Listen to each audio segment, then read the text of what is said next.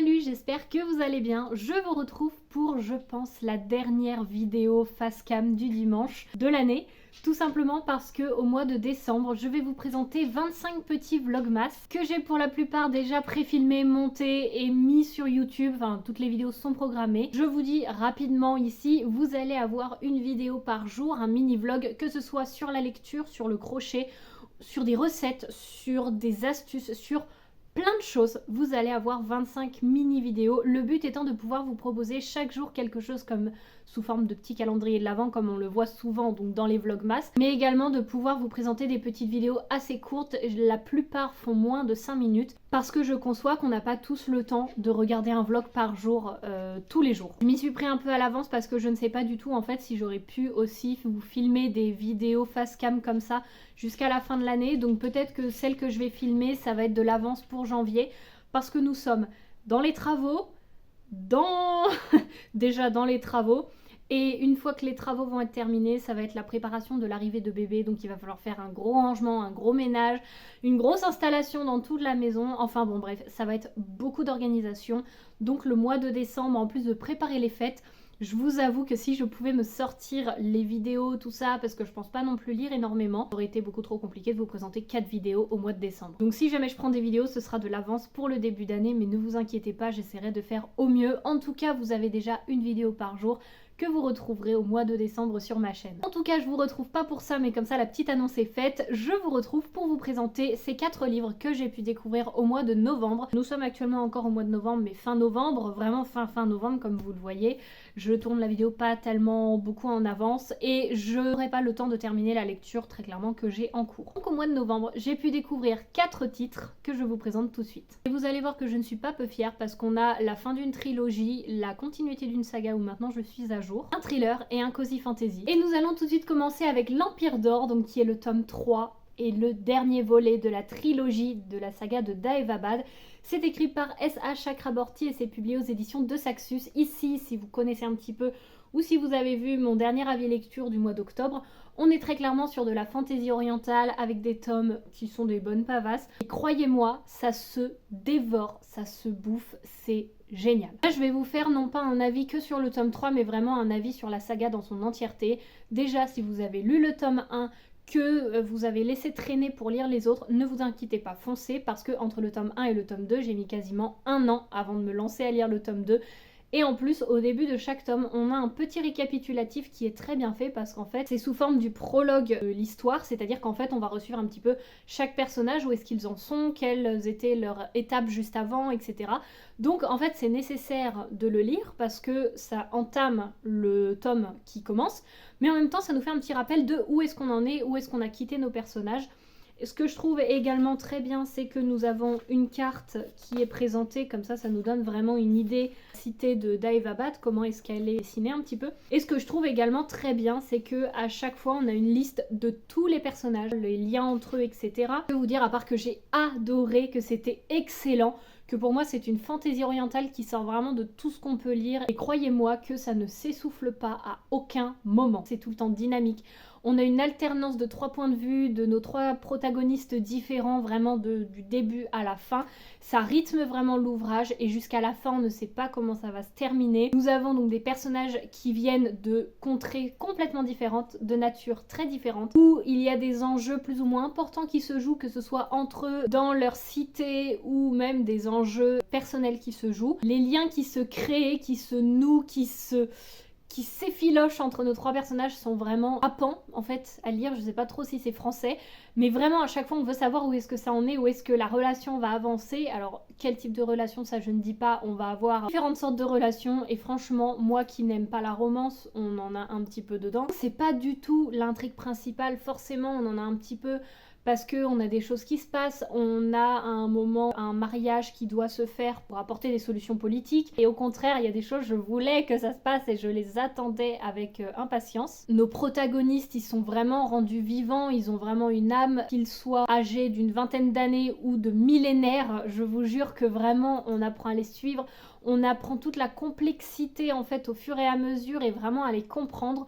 Nous avons, au-delà de nos protagonistes, nous avons des antagonistes que l'on aime détester parce qu'ils ne nous épargnent pas et en même temps on arrive à les comprendre de ok, en fait on aime les détester parce qu'ils sont bien construits et on n'aimerait pas qu'ils deviennent gentils ou qu'ils épargnent nos personnages. Vraiment, le rôle qu'ils tiennent sont vraiment bien ficelés et on en a toujours qui arrivent, mais jusqu'à la fin, il y a des choses, vraiment on ne s'y attend pas jusqu'à la fin. Pour moi, vraiment, si vous voulez de la fantaisie orientale, de la fantaisie adulte ou un univers de fantastique fantasy, là on est quand même sur de la fantaisie, mais vraiment sur un univers d'imaginaire à part entière, mais foncez lire celui-ci. Ce sont les seuls ouvrages que j'ai lus de S.A. Chakraborty. Foncez, mais les yeux fermés. Comme je vous dis, c'est des pavasses, mais croyez-moi, ça se dévore tout seul quand on est dedans. On n'a qu'une envie, c'est continuer, savoir ce qui va se passer, parce que d'un chapitre à l'autre, en fait, on change de personnage, on change de point de vue, pas toujours, mais ça apporte tellement une dynamique qui ne s'essouffle pas et qui pourtant ne nous perd pas pour autant, parce qu'on a vraiment un rythme qui est bien mené, qui est bien maintenu par l'auteur et qui nous fait voyager avec nos personnages. On fait vraiment partie du voyage et avec eux. Pour le coup, ça c'est... On vit avec eux, on ressent les choses avec eux et franchement, à la fin de la saga, il se passe tellement de choses où je trouve que vraiment c'est une saga épique parce que on a vraiment une fin digne de ce nom avec un regroupement, avec une scène finale, avec des choses comme ça. Enfin, franchement, je trouve que c'est génial. Pour rester dans de la fantasy, mais cette fois-ci avec du cozy fantasy, je vais vous parler de La petite boutique de sortilèges de Sarah Bess-Durst, publiée aux éditions Bragelonne. Nous avons, je vous le montre à chaque fois, et puis vous l'avez sûrement vu sur les réseaux, un très bel ouvrage. Mais je trouve, je pense que c'est quand même à souligner, je trouve qu'on ne voit que très peu le titre. Parce qu'il est foncé, brillant, sur la partie foncée du livre, alors qu'il aurait été en blanc ou couleur gris-blanc argenté, ça serait beaucoup mieux ressorti, mais bon, après, ce sont des choix qui sont faits pour certaines raisons. Mais c'est vrai que je trouve que du coup, il faut limite incliner le livre pour voir ce qui est écrit. En tout cas, la couverture nous promet vraiment ce qu'il y a dans le livre. Pour tout résumer, je me rends compte que je vous ai même pas résumé le livre d'avant, mais savoir que c'est une fantaisie orientale se suffit à lui-même, je vous le promets. Mais ici, pour tout résumer, c'est écrit une somptueuse fable foisonnant de livres, de sortilèges volés, d'amitié inattendue, de confitures délectables et d'amour plus délicieuses encore. Autant vous dire qu'on est vraiment sur la base de la cozy fantasy. Effectivement, j'ai trouvé ce livre vraiment apaisant, avec une touche vraiment gourmande de toutes ces petites confitures qui sont apportées, de le fait d'aller dans ce potager qui amène également une touche un peu cottagecore, de je dois aller faire pousser des plantes, faire pousser des baies, récolter un petit peu mon potager pour faire mes petites confitures, pour aider les habitants. On a une petite intrigue qui se joue, mais encore une fois, c'est pas une intrigue non plus stressante, parce qu'on reste sur quelque chose de très cosy. On a un rythme qui est très lent, petites créatures qui nous sont amenées avec de la magie, mais également des personnages dans ce village très agréable, parce que notre personnage retourne en fait dans son village natal après avoir fui la grande bibliothèque de sa cité en prenant des livres avec elle suite à un grand incendie, sauf qu'elle a pris des livres de sortilèges interdits. Et en fait, elle retourne dans son petit village natal, dans la chaumière de ses parents, là où elle a grandi, je crois, jusqu'à ses 10 ans, pour y retrouver des villageois dont elle n'a pas grand souvenir, des villageois un petit peu anthropomorphes, des villageois qui sont prêts à tout pour l'accueillir, d'une bienveillance assez hors norme, aucune méfiance et quelque chose du coup de très douillet et de très apaisant. On a des petits travaux qui sont amenés pour mettre en place cette petite confiturerie, je sais plus si on dit ça comme ça, mais vraiment j'ai bien aimé le rythme, mais pour moi, c'était limite un peu trop lent et il se passait pas grand chose. Pour avoir lu d'autres cozy fantasy type Légende et Laté, je trouve que là, en fait, soit c'est que je l'ai lu à une période, parce qu'en fait, je l'ai lu en parallèle de l'Empire d'Or, parce que je voulais aussi quelque chose de un peu plus douillet, etc. Et en fait, j'ai trouvé le rythme un peu trop lancinant, un peu trop calme. Mais en même temps, c'était agréable et je peux pas lui reprocher parce que c'est une cozy fantasy, donc c'est ce qu'on nous vend dans le livre et c'est ce qu'on retrouve. Mais moi, personnellement, je pense que je l'ai peut-être pas lu.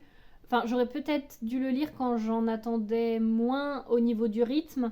Enfin, je sais pas. C'est-à-dire que j'ai apprécié ce rythme qui a vraiment permis de se reposer, de vraiment profiter du moment. Et en même temps, il y a des moments où j'arrivais à la fin d'un chapitre et j'avais pas envie d'aller dans le suivant en se disant non, j'ai besoin d'un truc un peu plus dynamique là parce que là c'est pas que c'est long, mais c'est que ça avance doucement et j'avais envie d'une lecture un peu plus qui avance quoi. Je pense que peut-être que moi je l'ai pas lu au moment de lire ce que j'attendais d'une lecture, Mais c'est vrai que ce côté un peu lent m'a un peu freinée dans le fait, non pas que j'apprécie l'histoire dans sa globalité, mais dans le fait que je me dis ouais j'ai bien aimé, mais c'est vrai que c'était lent quoi. On va sortir un petit peu de tout ce qui est imaginaire, etc. Puisque là je vais vous parler d'un thriller. C'est 5 cartes brûlées de Sophie Loubière, publié aux éditions Pocket. Et alors là donc c'est un thriller où c'est écrit un thriller psychologique bouleversant intense. Et je vais directement vous lire le résumé, ce sera beaucoup plus simple. Dans une partie de blackjack, tout commence par 5 cartes brûlées, des fossés cachés. Croupière au petit casino de Chaude Egg, Laurence le sait mieux que personne. La vie est faite de ces cartes, bonnes ou mauvaises, qu'on reçoit à la naissance. Une enfance passée sous la coupe d'un frère qui la harcèle et l'humilie. Une mère à côté de la plaque, la nourriture comme refuge. Pendant des années, Laurence joue cette partie contre elle-même, entre ombre et lumière, espoir et désespoir. Mais un joueur régulier, le très secret docteur Bachert, pourrait bien changer la donne et faire d'elle la femme qu'elle ne s'est jamais autorisée à être. Doubler sa mise face cachée, à ses risques et périls. Alors, je ne sais pas quoi vous dire sur ce livre. Est-ce que j'ai aimé? Est-ce que je n'ai pas aimé? I don't know. En fait, j'ai bien aimé dans le sens où la lecture était très fluide. C'est-à-dire que vraiment, je lisais, j'ingurgitais. C'est limite si j'ingurgitais les pages, je les tournais parce que c'était vraiment très très fluide au niveau du récit, au niveau du rythme. C'est vrai que c'était très agréable à lire. Enfin, c'était vraiment fluide et ça se lisait bien. Mais jusqu'à la fin, j'étais là. Oui, et alors? Et enfin vraiment, où est-ce qu'on va? Et pendant tout le long du livre, alors il se passe quelque chose au début, on se dit ça en fait ça va être un peu la scène finale qu'on va retrouver et tout au long du livre on va monter un petit peu pour comprendre jusqu'où on en arrive. Alors je suis d'accord que dans thriller il n'y a pas forcément un meurtre, il n'y a pas forcément beaucoup d'angoisse etc. Mais il y a quand même une tension qui doit être amenée. Enfin, je veux dire, pour avoir lu quelques thrillers, on a quand même ce petit truc de on est dans l'attente de voir, etc. Et moi, la seule attente que j'avais, c'était oui, d'accord, mais on va où? Enfin, vraiment pas en mode on va où, qu'est-ce qui va se passer, etc. Mais oui, d'accord, je lis ça, mais c'est censé m'emmener où? Enfin, à part suivre l'enfance d'une femme, la vie d'une femme avec sa famille qui est complètement tarée, enfin, j'ai bien aimé parce que ça s'est lu tout seul. Et en même temps, j'étais là. Oui, je continue parce que je suis lancée, parce que ça se lit bien, mais où est-ce qu'on nous emmène? Enfin, pourquoi? Comme si on lisait un contemporain en fait sur la vie d'une personne. Il y a des choses, je suis désolée, ça va pas être forcément très positif, même s'il y a quand même un peu de positif dans ce livre. Hein. Enfin, selon moi, il y a eu plus de négatifs que de positifs, mais bon, c'est aussi pour ça que sont faits les avis lecture. C'est qu'en fait, il y a des choses que j'ai trouvées pas du tout crédibles. À un moment, on a, je vous dis pas qui c'est dans l'histoire, mais on a un personnage où il y a un médecin qui lui dit « Vous êtes en situation d'obésité morbide ». Et en 9 mois, elle devient assez svelte, avec des formes, et on dit parce qu'elle est encore jeune, sa peau est très élastique et donc elle n'a aucune séquelle entre guillemets. Enfin, elle n'a pas par exemple la peau des bras qui pend comme on s'attend d'une personne qui a beaucoup maigri. Elle se fait poser un anneau gastrique et dès le début, hop, elle arrive tout de suite à se stopper dans la nourriture. Elle arrive à se poser des limites, etc. Vraiment, elle arrive. Enfin, je trouve que ça manque de réalisme et on part sur des trucs où elle devient championne limite mondiale et après elle tombe dans l'oubli sans que personne s'en inquiète. Et enfin, je trouve qu'il y a des choses qui se passent où on se dit, ouais, ça manque de réalisme. Après, la fin nous fait dire que peut-être il y a des choses qui se comprennent, mais c'est qu'en fait, dans le tout, il y a des choses où je me suis dit, ouais, ok, bon, pourquoi pas. Mais ça, ouais, pour moi, ça manquait un peu de réalisme et ça, en fait, c'est que ça m'a pas convaincue. La fin, elle est intéressante, mais je trouve qu'on n'en a pas assez. C'est-à-dire que la fin qui exploite l'auteur, elle peut être intéressante. Vraiment, elle est intéressante, on comprend plein de choses, mais c'est pas ce truc en mode ah ouais, d'accord. Moi, j'étais plus là en mode ah d'accord, donc c'est ça. Ok, oui. Enfin, comme si c'était la fin facile finalement, alors que vous allez me dire peut-être pas, et si vous l'avez vu, j'attends vraiment votre avis, parce que, je sais pas, j'ai l'impression qu'il a été apprécié par beaucoup de personnes, mais avec moi ça l'a pas fait. Enfin, pas vraiment du coup, parce que j'ai bien aimé, mais je pense que je vais pas le retenir dans le temps. Et vraiment, à la fin, j'étais là, ouais, mais développe un peu plus. Je peux pas vous dire en fait ce qui manque de développement parce que ce serait vous spoiler un petit peu toute l'intégralité de l'histoire, mais c'est comme si je vous disais, on nous dit à la fin que notre personnage, en fait c'est de la dépression. Par exemple, comme si c'était ça la révélation, pour vous donner un exemple qui n'est pas dans le livre. Voilà, où on nous dit, en fait c'est de la dépression. Point, ça justifie tout. Bah non, explique un peu quel type de dépression. Après oui, on a d'autres points de vue de personnages qui sont apportés, qui éclairent un peu plus, mais je trouve que, ou c'est comme si on disait juste, elle a un trouble qui fait qu'elle va pas bien. D'accord, mais quel trouble? Et enfin, d'où ça vient ce trouble? Et du coup, je trouve que ça a été trop peu exploité cette fin, et que du coup, moi, ça m'a pas du tout. Enfin, ça a pas fini de me convaincre. Je l'étais déjà pas assez, disons que ça a continué sur cette lancée de. Ouais, d'accord. Enfin, je trouve que vraiment, il y a du potentiel, mais il a pas été assez exploité. Selon mon avis, encore une fois. Donc voilà, c'est une lecture qui est assez mitigée pour moi parce que ça s'est très bien lu, c'était fluide, etc. Je crois que je l'ai lu en 3 soirs, il fait 430 pages. Je l'ai lu très rapidement, c'était très fluide, etc. Mais j'ai pas été tant convaincue que ça. En tout cas, n'hésitez vraiment pas à me faire un retour si vous aussi vous l'avez lu, que vous soyez d'accord ou pas avec moi, parce que là je reste un peu dans le flou sur beaucoup de choses de ouais.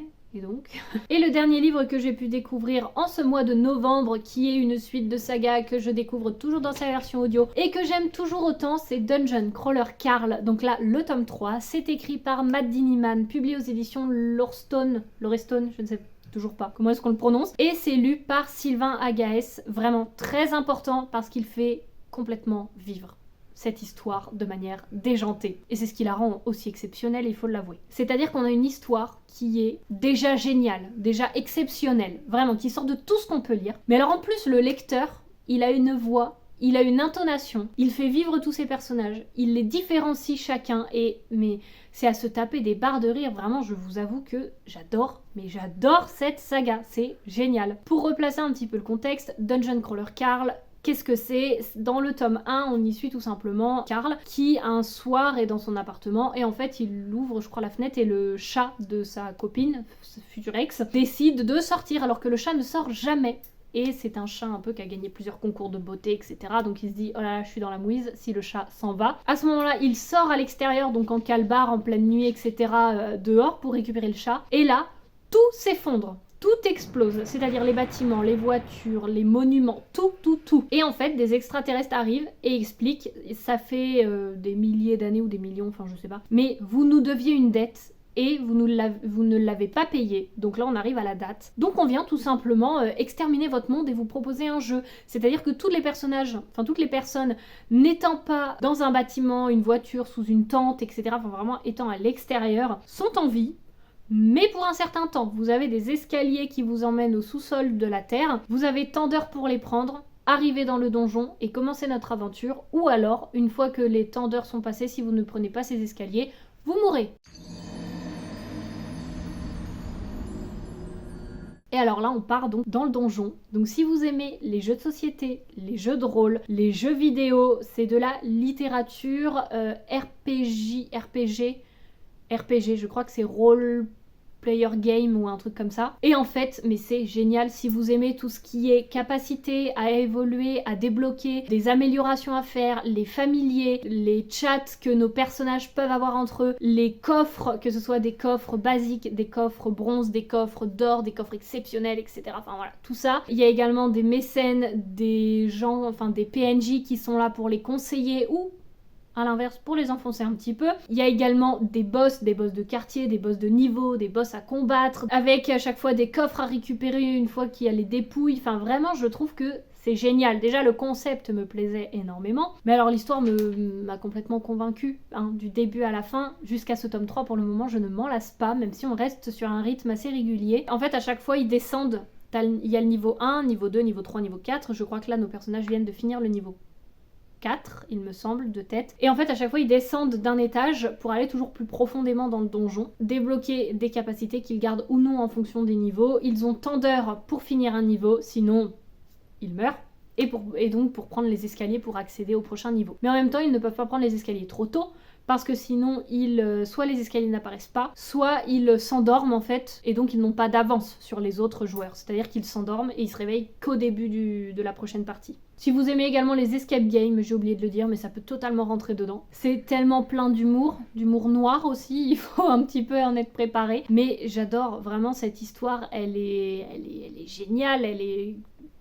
Princesse Donut, le chat, enfin vraiment, est-ce qu'on en parle pour ceux qui connaissent? Mais enfin c'est exceptionnel, moi j'adore cette histoire, je trouve que cette saga sort tellement de l'ordinaire et vraiment en audio, mais ça apporte tellement une touche, le narrateur, le lecteur, mais c'est excellent, vraiment. Sa façon de lire ne pourrait pas se porter sur tous les textes, évidemment, parce qu'il y a des textes qui ne sont pas là pour être lus de manière humoristique ou avec autant d'intonation. Mais là, je trouve que ça match, mais complètement, c'est vraiment génial. C'est un peu comme un livre dont vous êtes le héros, sauf que là, vous suivez. C'est pas vous qui faites les choix, vous suivez le joueur, enfin le protagoniste qui fait les choix. Et je trouve que c'est génial. Vraiment, moi j'adore cette saga, et je trouve que vraiment, elle n'est comparable à aucun autre univers de littérature, en tout cas de ce que j'ai pu découvrir pour le moment. Et comme dans les jeux, vous avez tout ce qui est compétences, les pièces sécurisées. On a également sur une carte les petits points rouges, les petits points bleus, les petits points blancs pour les ennemis, les alliés, les personnes plus ou moins inconnues jusqu'alors. Enfin vraiment, je trouve que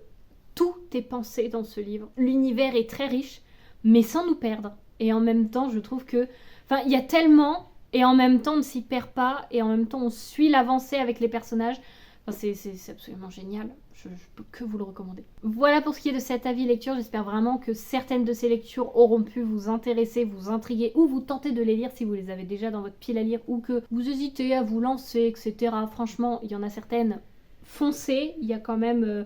2 excellentes lectures, une lecture assez bonne et puis une lecture plus mitigée. Mais encore une fois, ce n'est que mon avis. Prenez et laissez ce que vous souhaitez. En tout cas, et comme toujours, je vous remercie d'être là jusqu'à la fin. N'hésitez vraiment pas à me laisser un petit commentaire. Ça me fait toujours extrêmement plaisir de voir cette implication de votre part. Vraiment, ça me fait chaud au cœur. En tout cas, j'espère que cette vidéo vous aura plu. Et moi, je vous dis dans quelques jours pour le début des vlogmas, et à très bientôt pour une vidéo face cam comme ça, même si dans les petits vlogmas vous allez en retrouver plusieurs. En tout cas, je vous souhaite un très bon mois de décembre et une très belle fin d'année, et moi je vous dis à bientôt. Salut!